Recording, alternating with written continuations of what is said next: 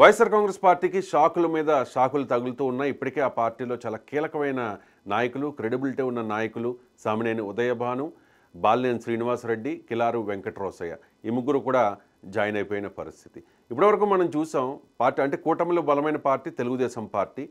So ఆ పార్టీలోనే చేరికలను ఇప్పటివరకు చూసాం. కానీ ఇప్పుడు జనసేనలోకి చేరికలు స్టార్ట్ అయ్యాయి. పవన్ కళ్యాణ్ చాలా వ్యూహాత్మకంగా వ్యవహరిస్తూ ఉన్నారు. ఇప్పటికే సభ్యత్వ నమోదు ద్వారా ఆ పార్టీ చాలామంది సభ్యుల్ని నమోదు చేసుకుంది. ఆ పార్టీ బలం క్రమక్రమంగా పెరుగుతోంది.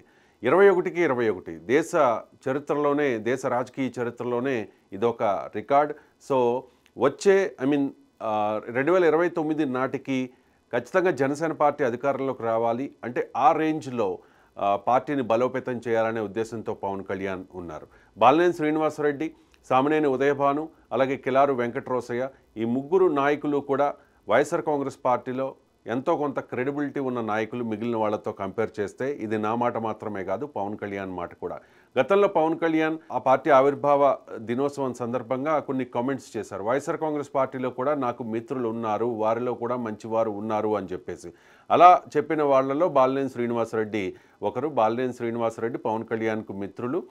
గతంలో రాయపాటి అరుణకు వైఎస్ఆర్ కాంగ్రెస్ పార్టీకి చెందిన ఒంగోలు నేత ఫోన్ చేసి ఇష్టం వచ్చినట్లు మాట్లాడితే అప్పుడు పవన్ కళ్యాణ్, బాలినేని శ్రీనివాసరెడ్డి వీళ్ళిద్దరూ కూడా కలిసి కూర్చుని మాట్లాడుకుని ఆ సమస్యకు ఒక పరిష్కారం ఇచ్చిన పరిస్థితి. ఒకవైపు ఒంగోలులో దామచర్ల జనార్దన్ ద్వారా వ్యతిరేకత వచ్చినా కూడా ఎక్కడా కూడా పవన్ కళ్యాణ్ తగ్గడం లేదు.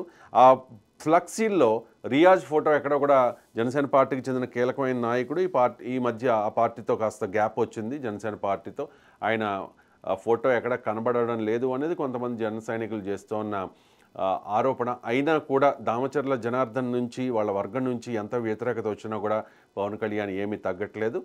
బాలినేని శ్రీనివాసరెడ్డిని జనసేన పార్టీలో చేర్చుకుంటోన్న పరిస్థితి కనిపిస్తోంది.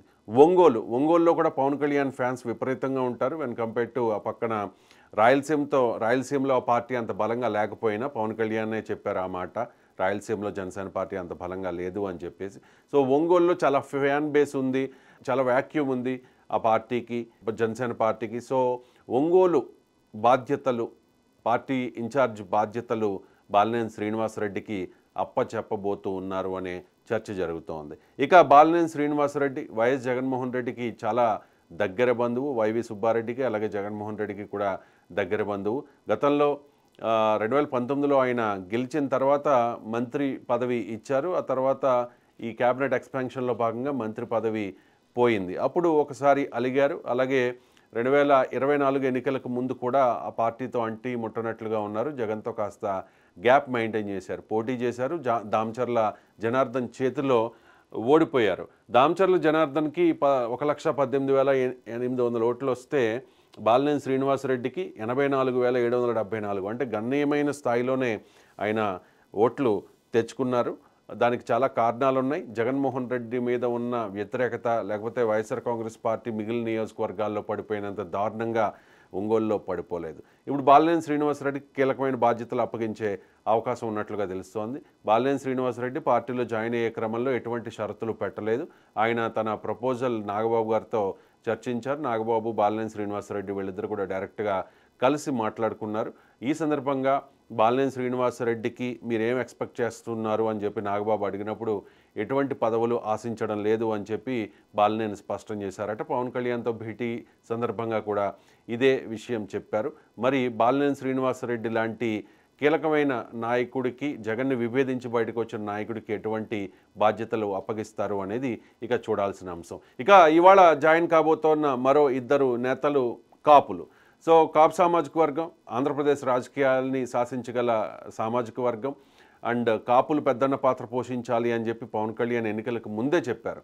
సో సామినేని ఉదయభాను జగ్గయ్యపేట నియోజకవర్గానికి సంబంధించిన నాయకుడు. 2019లో ఆయన గెలిచారు. 2019లో ఎవరి మీదనైతే గెలిచారో 2024లో ఇప్పుడు వాళ్ళ చేతిలోనే ఓడిపోయారు. రాజగోపాల్ శ్రీరామ్ తాతయ్య అంటారు. అంటే పెద్ద మెజారిటీ కాదు. రాజగోపాల్ తాతయ్యకి 98,000 ఓట్స్ వస్తే సామినేని ఉదయభాను గారికి 82,000 ఓట్లు వచ్చాయి. ఇక సామినేని ఉదయభాను, పేర్ని నాని, అంబటి రాంబాబు, గుడివాడ అమర్నాథ్, ఇలాంటి కాపు నేతలు రీతిన కాకుండా పవన్ కళ్యాణ్ని ఎప్పుడు కూడా ఆ స్థాయిలో అంటే రాజకీయంగా హుందాగానే విమర్శించారు కానీ పెళ్ళాల గురించి ప్యాకేజీల గురించి సామినేని ఉదయభాను ఎప్పుడు కూడా ప్రస్తావించలేదు. సో అందుకనే ఆ పార్టీలోకి జనసేన పార్టీలోకి వస్తూ ఉంటే అంటే ఒంగోలులో దామచర్ల జనార్దన్ వర్గం నుంచి ఉన్న వ్యతిరేకత ఈ జగ్గయ్యపేటలో కనిపించడం లేదు. అండ్ నిన్న మొన్నటి వరకు సామినేని ఉదయభానును కాదు వైసీపీని వ్యతిరేకించిన జన సైనికులందరూ కూడా ఇప్పుడు సామినేని ఉదయభాను జనసేనలోకి రావడాన్ని 100% హర్షిస్తోన్న పరిస్థితి, స్వాగతిస్తోన్న పరిస్థితి. సామినేని ఉదయభాను కాపు సామాజిక వర్గానికి చెందిన చాలా కీలకమైన నాయకుడు, తోట త్రిమూర్తులు గారి వియంకుడు. సో సామినేని ఉదయభానుకు ఎటువంటి బాధ్యతలు అప్పచెప్పబోతూ ఉన్నారు అనే దాని మీద పెద్ద చర్చ జరుగుతోంది. ఆయనకి ఏదైనా నామినేటెడ్ పోస్ట్ ఇస్తారా, లేదు అంటే జిల్లా అధ్యక్ష బాధ్యతలు ఇస్తారా అనేది కూడా చూడాల్సిన అవసరం ఉంది. సామినేని ఉదయభాను లాంటి నాయకులు ప్రస్తుతం ఉన్న పరిస్థితుల్లో జనసేన పార్టీకి చాలా అవసరం. ఆ పార్టీలో నాయకుల కొరత స్పష్టంగా కనిపిస్తోంది. 21 సీట్లు ఇస్తే అంతేనా అన్న వాళ్ళు 21 మంది సభ్యుల్ని క్యాండిడేట్స్ని చూపించాలి అంటే వాళ్ళు వెతుక్కున్న పరిస్థితి.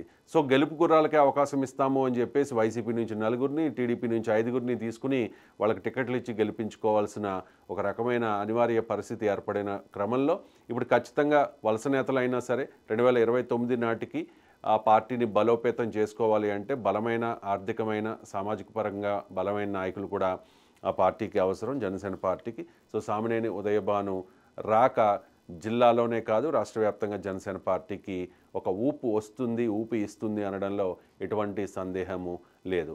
ఇక కిలార్ వెంకటరోసయ్య గతంలో ప్రజారాజ్యం పార్టీలో కూడా పనిచేశారు. కాపు సామాజిక వర్గానికి చెందిన నాయకుడు. 2024 ఎన్నికల్లో ఆయన బలవంతంగా గుంటూరు పార్లమెంట్ నుంచి పోటీ చేయాలి అని చెప్పి జగన్మోహన్ రెడ్డి ఆదేశించారు. ఆయన అసంతృప్తి వ్యక్తం చేసినా కూడా, ఓడిపోతానని తెలిసినా కూడా ఆయన పోటీ చేశారు. ఆయన ఊహించినట్టుగానే జగన్కి సర్వే సంస్థలన్నీ చెప్పినట్టుగానే ఆయన ఓడిపోయారు.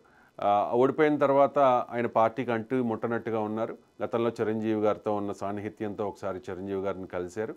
జనసేన పార్టీలో చేరడానికి ఆయన సుముఖత వ్యక్తం చేశారు. సో కాస్త గ్యాప్ వచ్చింది. వెంటనే ఏదో ఒక నిర్ణయం జనసేన పార్టీ అధిష్టానం తీసుకోలేకపోయింది.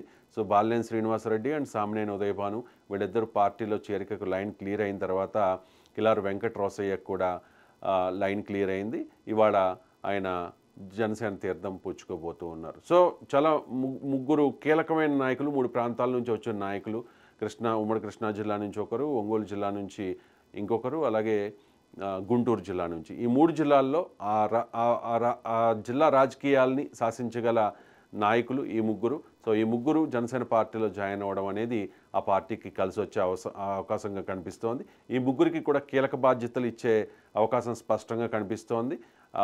2029 నాటికి పార్టీని క్షేత్రస్థాయిలో ఏ రకంగా బలపరచాలి అనే దాని మీద పవన్ కళ్యాణ్ చాలా వ్యూహాత్మకంగా వెళుతూ ఉన్నారు. సో ఈ ముగ్గురి రాక జనసేన పార్టీకి చాలా పెద్ద అసెట్ అని మనం చెప్పుకోవాల్సి ఉంటుంది.